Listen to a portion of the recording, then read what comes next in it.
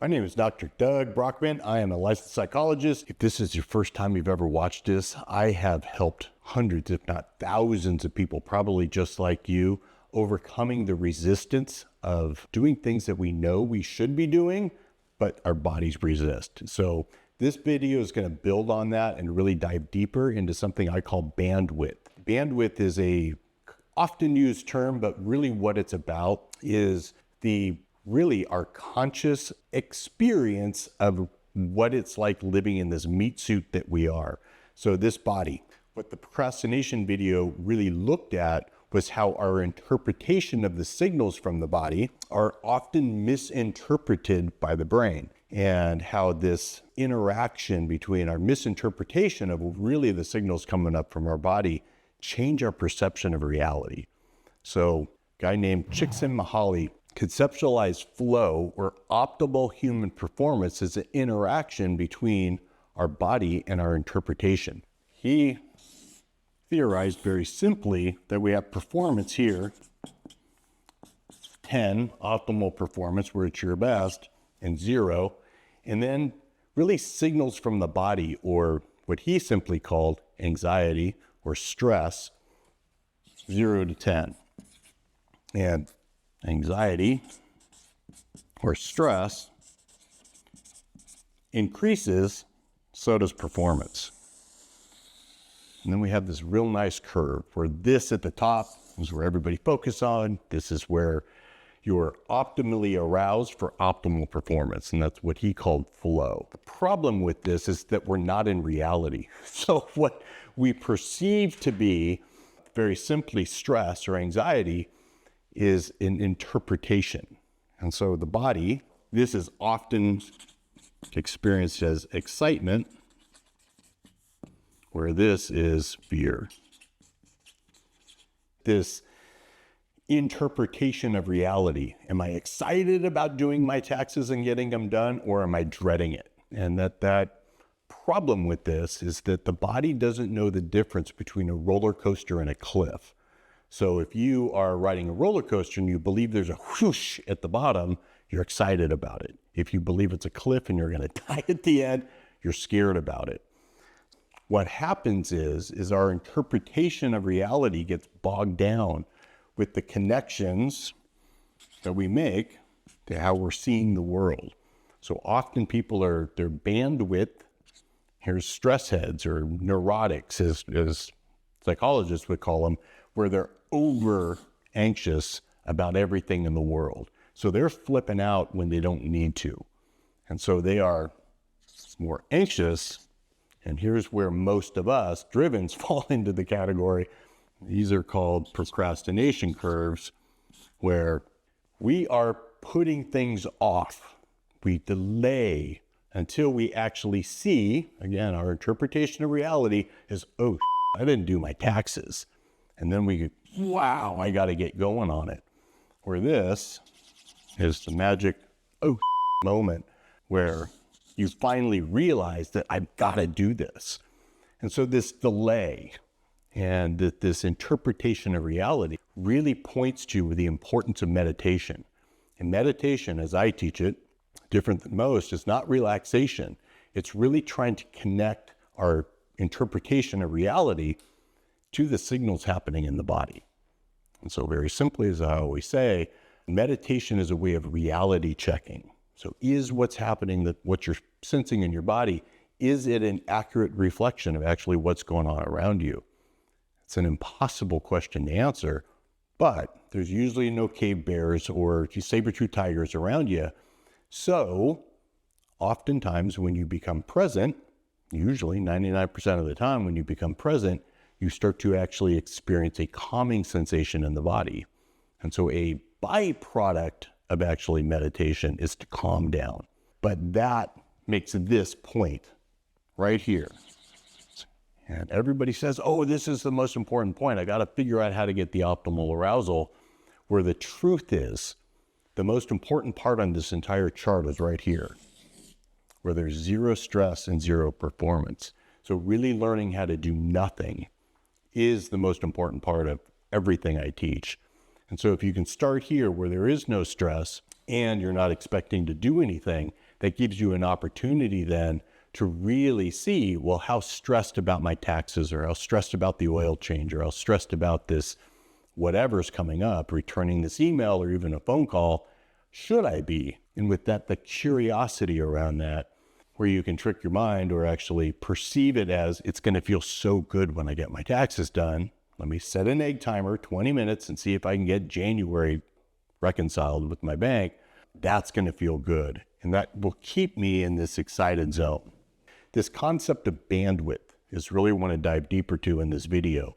This is building off a couple other videos that I've done where I talk about the Buddha, Siddhartha Gautama, just another wacky psychologist like me, gave a very simple description of what it was like to be a human being, that we have these two different operating systems, and we have one down below our nose.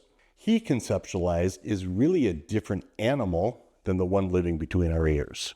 And he simply noticed that we are very much like an Indian elephant with either a single rider on top, if you are lucky enough to have an executive function, or if you're driven like me, you got 19 different monkeys up on top trying to control this elephant. That is a apt description of really my dissertation and about sabotage. And the monkey mind has the capacity to imagine wonderful worlds. It can imagine six-pack abs and losing all this weight. And January 1, you make the decision you're going to go to the gym, and everybody's there. And January sucks at the gym because of this. What happens about midway through January into February? The elephant starts to get real sticky to the couch. So you start to have this in what the Buddha called suffering, where the monkey mind and the elephant are in this battle. And that battle is 99% of the time won by the elephant. This elephant very simply wants the familiar, and it will succeed to a certain point. And this is why my entrepreneurs that I work with that have significant exits, $100 million exit, or God forbid, lottery winners, what happens when you win the lottery is, very simply, the elephant doesn't know how to handle joy, doesn't know how to handle safety, doesn't know how to handle the world that has now become your new norm. And so what does it do? It simply starts unconsciously making these decisions to return you to what is normal. The Buddha's simple question about identity, and that's really what I do as a psychologist, is help you really experience a new way of being in the world, or a new identity. Very simply, the Buddha always asked, where are you in this monkey-elephant dance? Where is the sense of self? Where is the identity? Single monkey people often say, well, I'm the thinker, I'm the one up in my head. Or most of my drivens are interested when they say, well, I'm the elephant. I'm this compulsive kind of ADD, always looking for shiny things. It is a trick question, because the answer is obviously you are both. And, drum roll, neither. And so it's that third element. We have mind, body, an observer or soul, or whatever you want to call this thing, that's looking in at this weird experience we're having being alive. And that is the key. If you can get that simple concept, it is the key to all change. It is the key to all freedom, is knowing. I call this the knower. I call this the experiencer. I call it a bunch of different things. But I know in my knower that getting my taxes done is good for me. My monkey mind will come up with all kinds of excuses, and even worse, big gorillas to beat the crap out of this elephant. Go do what you got to do. But this third choice of really becoming conscious of experiencing the elephant's resistance to things. And that's really what this video is about. Is how do you expand your consciousness or expand your awareness so you can feel these things in the elephant. Most important takeaway from this video and everything I do is really the simplest truth, is that there is no resistance in the present moment. So you feel that elephant sticking to the couch when your monkey mind is beating the crap out of you. Go to the gym. Here's the secret to it. In the present moment. So I drew in the first picture, and in that 0-0 moment, there is no fear, there is no anxiety, there is no stress, there is no emotion, and there is no resistance. And so good news is that if you get that concept and put these things into practice of what I teach, you can do anything in this world. The bad news is that you don't have an excuse now to not do anything in this world. So this challenge that I'll give you by the end of this is really being able to expand your consciousness of the elephant's resistance. And that is this capacity to feel the resistance in the elephant and not let it take control.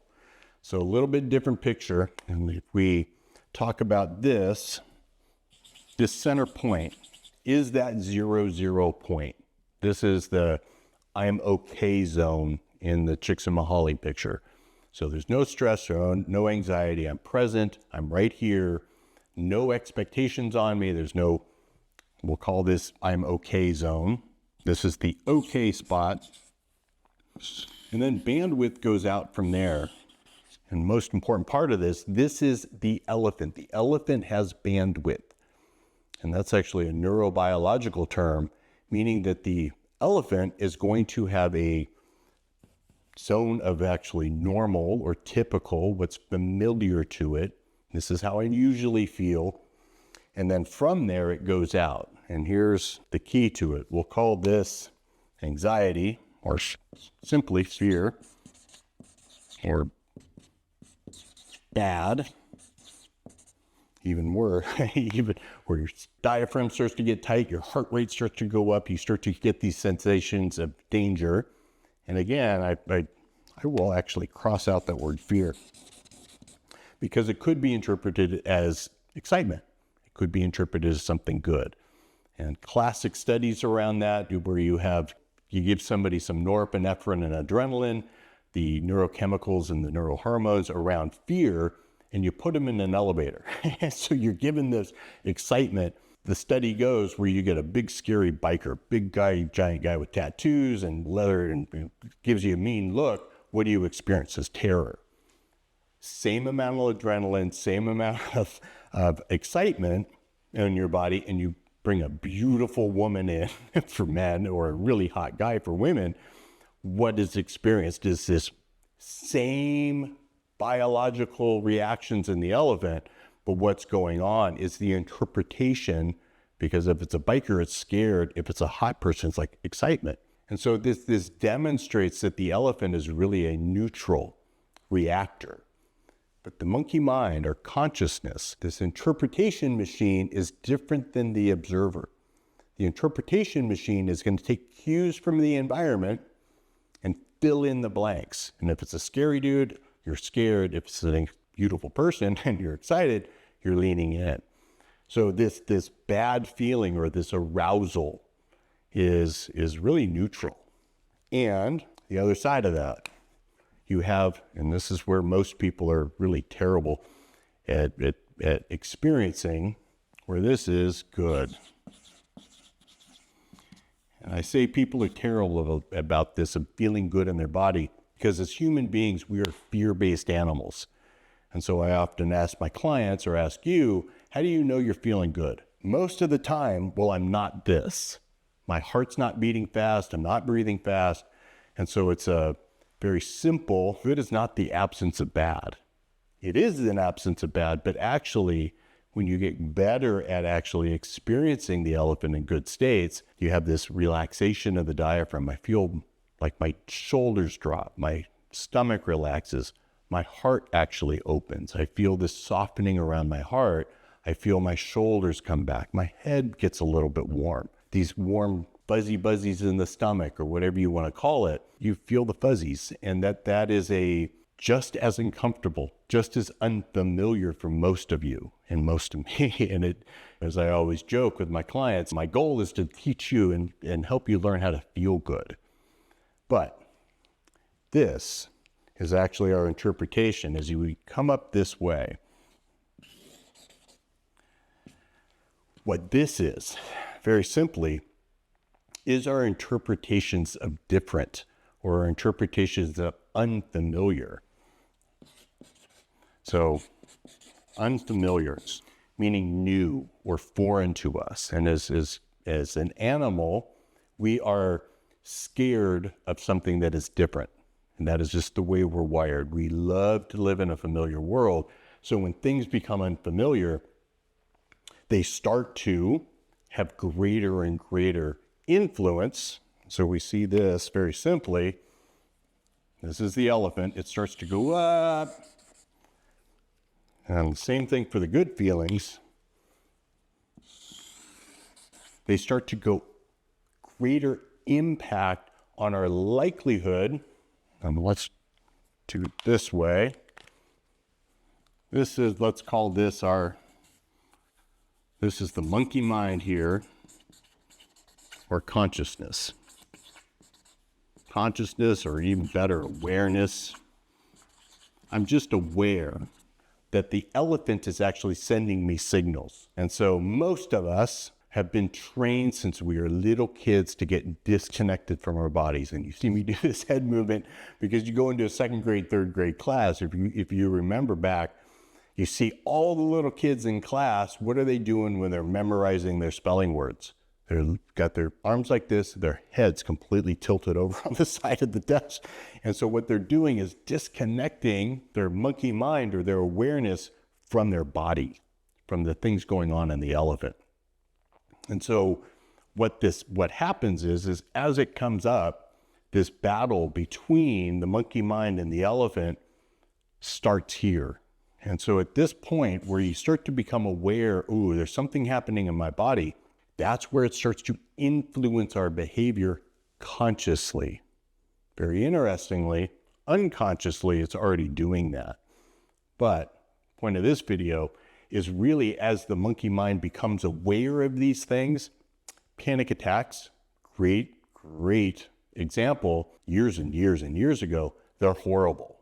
Because what it is the sensations of negative or excitement in the body, sympathetic arousal, is interpreted by the monkey mind, once it hits this point, as I'm in danger. Something's happening in my body that is actually a threat to my life.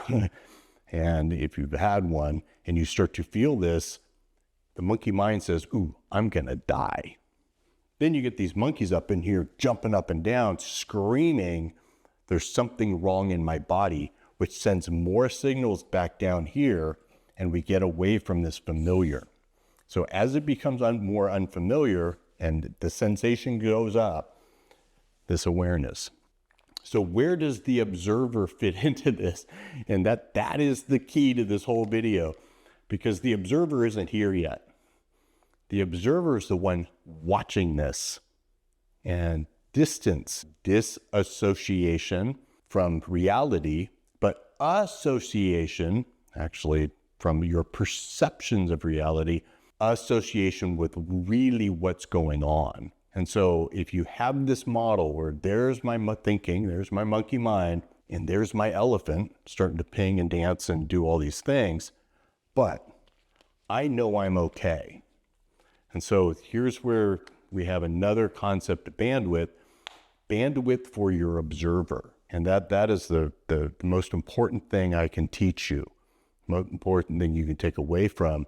We have this capacity for, I call it soul strength, for lack of a better word, the capacity to stay in this zone of tolerance, as they say in neurobiology, but this zone of tolerance that I can tolerate these sensations. So I can tolerate what's going on out in here without actually getting into my thinking, or worse, once these lines, and if you had a panic attack, you'll know it, once these lines go past this point, there's a point where it doesn't matter what you're thinking. You're running. The elephant literally will take control of your life. And if you're driving your car, great example of it, listen to the radio, drinking a drink, talking to your friend, and a car swerves into your lane. Wham! You become the elephant instantly. And what does that mean? It means that, you swerve out of the way. It keeps you safe. You don't even have to. It blasts past this awareness zone, and you become on autopilot instantly. You're in a reflexive state. When you're actually in danger, you're not feeling anything. You are literally completely alive in the present moment. Very addictive state. Some of us can get there in video games, and why video games become so addictive is because they literally pull this interactive elephant into control, and you're on autopilot. And as the Navy SEALs say, You don't rise to the level of your expectations. You fall to the level of what's recorded in the elephant or your training. And so don't want to confuse it here. Very simply, this bandwidth here is kind of your set point, kind of what you're born with, kind of what your culture enculturated. Most of us are very disconnected from our bodies, meaning that we're not even aware until whack. But consciousness, this third element to the path to freedom, is where you can become aware of these sensations and this zone of okay right here. So I'm going to introduce another little sense of bandwidth here where I can have these sensations, and as this expands, it goes this way. So here I'm very aware of what's going on around me, very unaware of what's going on in the elephant. But as this bandwidth starts to increase of consciousness, meaning that it is, as in trauma land, we call it interoception, so a perception of the outside. But interoception is this awareness of what's going on inside the elephant. So I can feel these sensations, most importantly, not make a narrative out of it, not jump into my monkey mind and go, ooh, that's good and that's bad, and start labeling, but really just experiencing. Another nice name for this observer. I can stay in the experiencer here and just be in this pure experience of what's going on in my body while I still know I'm okay. And so my okay zone, and this okay zone, most of us, that's really pretty sad, have a very narrow band for I'm feeling my heart rate go up, I'm feeling my breath go in, I'm starting to get what monkey mind would call anxious, but I'm still okay. And that I know in my knower, in my experiencer, that I'm still okay despite what's happening in my body is the name of the game. And that is where the elephant isn't going to take control, or the monkey mind isn't going to come up with a gorilla to beat the elephant into behaving, or even worse, cheerleaders, or you get go please. That this monkey mind is really powerless in changing the elephant. It just gets you into the battle and gets you back into suffering. Where the experiencer, this third element, where we are experiencing changes in the elephant, and so I can learn to tolerate these negative sensations, and more importantly, learn to tolerate good sensations and not flip out or not start to, because what you'll notice in bandwidth very quickly, that's where meditation comes in. When you're sitting in meditation, you're practicing expanding our experiencer. But this style of breathing that I teach, very simply, is triggering the diaphragm to actually relax, and it sends signals up through the vagal nerve into the brainstem. Most people say that they feel good. It's actually parasympathetic arousal. So the sympathetic arousal is going down, parasympathetic is starting to go up, and I'm not rejecting it. What does rejection look like? I don't deserve this. Oh, maybe I didn't turn off the stove. You'll start to very quickly, the monkey mind will very quickly try to bring negative in to get this back going this way. Because why? Because it's unfamiliar. That's it. And so the knower, and sitting in meditation, I know in my knower that I'm okay. I know in my knower that there's no cave bears here. I know in my knower that everything is okay. And my body is going through these physiological changes. Feeling good. I hit the edge of the bandwidth, or this edge of okay right here, where it's unfamiliar. I'm letting down my guard to the point where I let go too much. It'll ping back this way to this other zone where it's like, well, I don't need to be this tense when I'm sitting here doing nothing. And so what do? Is I take the breath in, take that relaxing breath, bringing the pendulation back this way. And so as we do that over time, I promise, and it takes a minute, weeks, not months, weeks, daily practice, starting a couple of minutes a day, where we can start to expand this zone of okay, where I am okay in both the good feelings and the negative feelings. And I still am able to have the bandwidth in my conscious awareness. I'm expanding my consciousness down here to where I can feel these little ones. And the gap between here and here takes some time to fill in. But as you expand our bandwidth, really of by okay zone, or window of tolerance is what they call it in neurobiology, this window that I can tolerate good and tolerate the negative without going into my monkey mind of judging and making thoughts about it or narratives about it, just experiencing it and feeling this pendulation, this swing back and forth. And so as you practice and as this ability grows and grows and grows, you'll also notice that our awareness, our consciousness or awareness of signals happening in the body go up. Really important concept and really important to changing our behavior, because here, remember, the elephant takes control. And you walk in the door, the house is a mess, your kids are screaming, your wife's got stink eye at you and she's looking at your phone and you're late 20 minutes. All of a sudden, I didn't do it. There's the elephant taking control, where you can feel those sensations. You can feel the mess, and you rather than react, you let it ping your radar, feel it in the elephant, take the breath, let it pass through. Then the next experience, you see your wife, you feel a little smile, you feel a little good, but then she's got stink eye and you feel the pendulation back, still not reacting. More importantly, the elephant is pendulating and swinging back this way first, then you catch it consciously, this awareness down here that I'm still okay. You spontaneously, hopefully, eventually, take this spontaneous meditated breath, and then you relax, swinging it back this way. And most importantly, you're not reacting. You're not bringing your actions. And in Sanskrit, that word for actions means karma.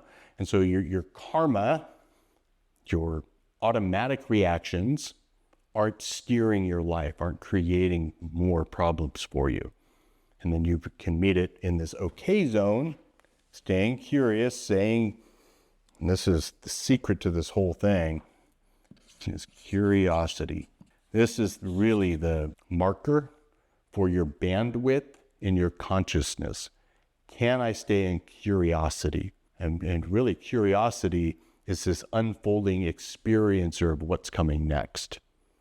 The monkey mind, the easiest way to discern curiosity from this monkey mind is judgment. There is no judgment in curiosity. So as you experience the wife, the kids, the mess, you take the breath, stay curious. What's going on, sweetie? Well, the kids are a mess and you're late and you don't care about me. And most important part of that is you don't have to defend yourself. Why? Because the self, I'm okay. I know I didn't intend to actually, no one intends to piss off their partners. Well, consciously, they may piss them off as a retaliation, but usually, unless you're kind of not a good person, which I doubt that's true, is that we're able to stay in the zone and really meet the unfolding experience, trusting that my intention, my karma, really my actions, I'm not trying to make you mad. I'm trying to be helpful. The traffic was terrible. I don't have to explain that. I know that I'm still okay.